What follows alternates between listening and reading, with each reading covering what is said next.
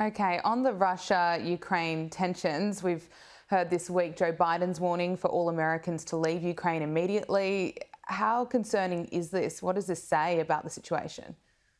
Well, Joe Biden was vice president of the United States in 2014 when the Russians moved into Crimea, and President Obama said at that time that we have to take this very seriously because superpowers, that is, people or nations that have great numbers of nuclear weapons, don't bluff.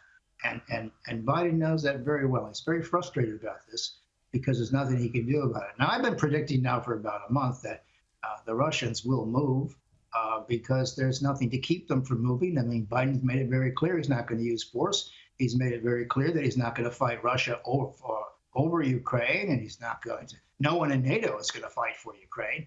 Everybody's sort of backed up a little bit to take care of the spillover when and if this comes. And what's very interesting this weekend in Washington, Gabriella, is that the National Security Secretary, Jake Sullivan, has made it very clear that the Russians are about ready to move, maybe 48, 36 hours, something like that. And a number of people have reported who have connections with NATO nations that the United States intelligence community has determined that President Putin has given the order to move in, to move his troops. So it's not about if anymore, it's about when it's going to happen and what we're going to do about it.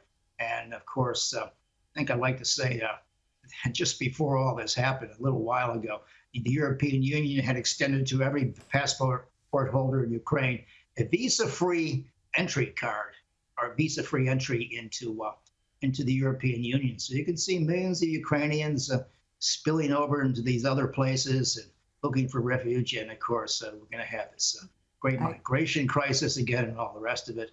So we're in for a hell of a fight here.